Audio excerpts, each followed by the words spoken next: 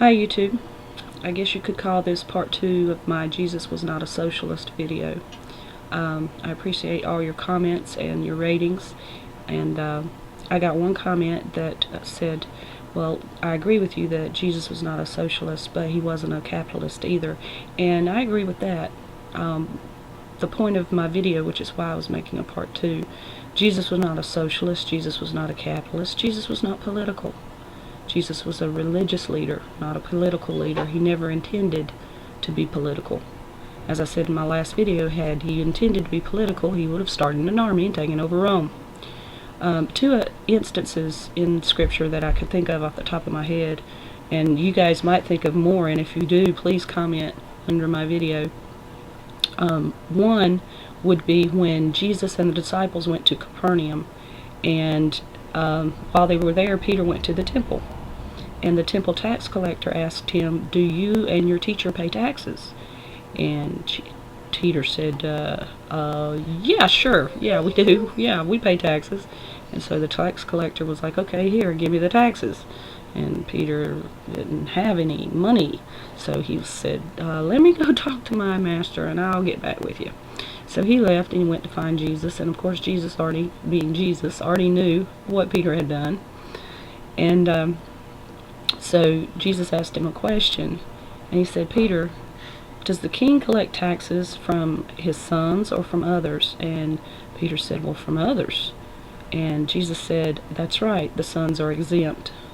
And then he said, "But because you told them that we would pay taxes and we don't want to offend them, I want you to go down to the river and go fishing. Catch a fish, and the first fish you catch, look in its mouth, and there will be enough money to pay your taxes and mine." Because you see, while Jesus and his disciples were living a communal lifestyle, none of them had money. They didn't have money. That's kind of why they were living a communal lifestyle. They had to share everything because there wasn't much there. They were moving around all the time. They weren't staying at home. They were following Jesus wherever he went, so of course they lived a communal lifestyle. Anyway, the second instance would be one of the times when the scribes and Pharisees were following Jesus around and asking him questions while he was teaching to try and trip him up, because they knew they wanted to get him in trouble with either the Roman government or the Jewish people, one or the other. It didn't matter, as long as they could discredit him in some way. And so they asked him, "Oh, you're a great teacher and a man of integrity. Should we pay taxes?"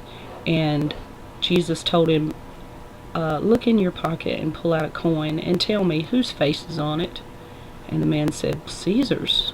And Jesus said, "Render unto Caesar that which is Caesar's, and unto God that which is God's." And he left it at that. That's all he said. He wasn't going to get political. He wasn't there to be political. He was there to save people's souls, and to be a religious leader, and to bring us to the truth about who God is and how he loves us and what he wants from us. So his purpose in being on the earth was never political. He never intended to start a political party or anything like that. So for anybody to say that their political party is based on Jesus' teachings, to me, they're just using Jesus' teachings to further their agenda. And they don't really care what Jesus said, but it just fits with what they are trying to do, and so they'll use it. And I'm not going to have people using the words of Jesus to try and further a socialist agenda. I probably would say something if somebody was trying to put forward a capitalist agenda in using Jesus' words. Because even though I do believe in capitalism, it's not because I'm a Christian, it's because capitalism works. That's just my take on it.